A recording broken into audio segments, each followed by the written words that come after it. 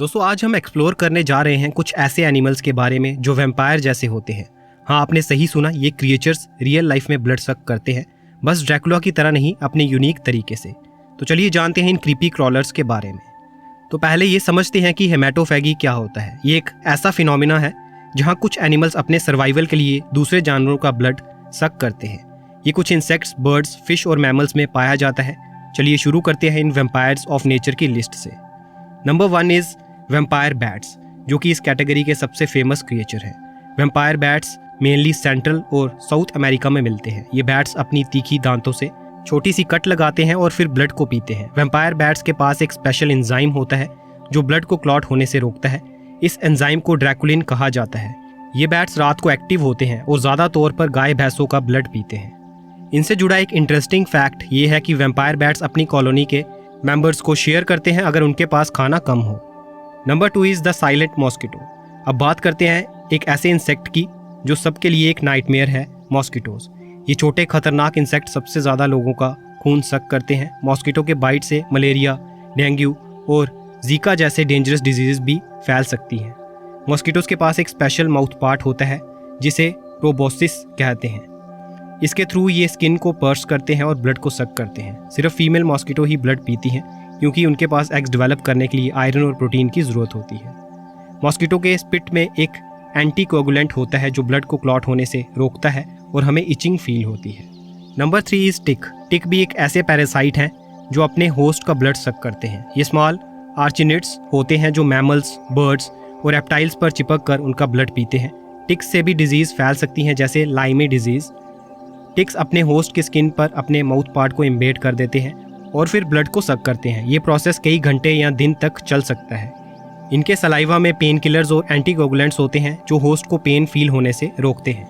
Ticks की कई species हैं जैसे डियर टिक और डॉग टिक जो अपने स्पेसिफिक होस्ट पर डिपेंड करते हैं। Number 4 is the stealthy leech. Leeches जो कई लोगों के लिए एक डरावना सपना भी है, ब्लड सक करने वाले एनिमल्स में आते हैं। ये फ्रेश वाटर बॉडीज़ जैसे लेक्स और पॉन्ड्स में पाए जाते हैं। लीचीज अपने होस्ट के स्किन पर अटैच होकर ब्लड सक करते हैं। लीचीज के पास 3 जॉज होते हैं जो 100 से ज़्यादा टीथ से कवर्ड होते हैं। ये स्किन को कट करते हैं और फिर अपने एंटीकोगुलेंट रिच सलाइवा के थ्रू ब्लड को सक करते हैं। ये कई घंटे तक फीड कर सकते हैं। और एक इंटरेस्टिंग बात यह है कि लीचीज का यूज़ मेडिकल फील्ड में भी होता है जैसे ब्लड लेटिंग और माइक्रोवेस्कुलर सर्जरीज में। Number 5 vampire Finch. अब चलते हैं गैलापागोस आइलैंड जहाँ एक ऐसा बर्ड मिलता है जो अपने नाम को जस्टिफाई करता है, वैम्पायर फिंच। ये छोटा बर्ड दूसरे बर्ड्स के फैदर्स को पर्स करके उनका ब्लड पीता है। यह अडेप्टेशन इन फिंचेस में तब आई जब उन्हें सीड्स और इंसेक्ट्स की कमी महसूस हुई। वैम्पायर फिंचेस अपने विक्टिम्स के वाउंड को अपने बीक से ओपन करते हैं और ब्लड को लपलपाकर पीते हैं। ये बिहेवियर मोस्टली ड्राई सीजन्स में देखा जाता है जब फूड सोर्सेज लिमिटेड होते हैं। ये फिंचेस गैलापागोस इकोसिस्टम के एक यूनिक पार्ट है। Number 6 is the creepy lamprey. Lamprey जो एक ईल फिश है, ये भी ब्लड सक करने वाले क्रिएचर्स में आते हैं। ये मेनली ओशंस और फ्रेश बॉडीज़ में पाए जाते हैं। लैम्प्रेज अपने होस्ट फिश के बॉडी पर अटैच होकर उनका ब्लड सक करते हैं। लैम्प्रेज के पास एक सर्कुलर माउथ होता है जो शार्प टीथ से भरा होता है। ये अपने होस्ट के फ्लैश को रैस्प करते हैं और फिर ब्लड को सक करते हैं। इनका सलाइवा एंटीकोगुलेंट होता है जो ब्लड को फ्री फ्लोइंग रखता है। लैम्प्रेज इन्वेसिव स्पीशीज़ भी हो सकते हैं जो फिश पॉपुलेशन को इम्पैक्ट करते हैं जैसे ग्रेट लेक्स रीजन में।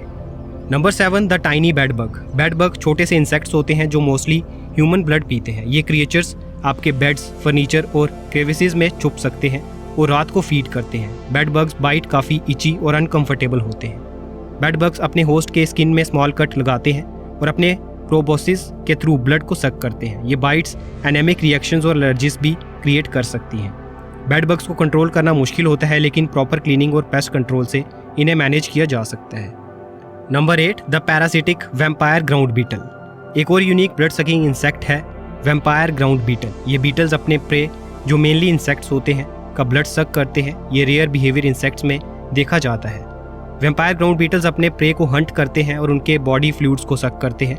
ये प्राइमरली कार्निवोरस बीटल्स हैं लेकिन ब्लड सकिंग बिहेवियर से इन्हें एक यूनिक स्टेटस दिया गया है।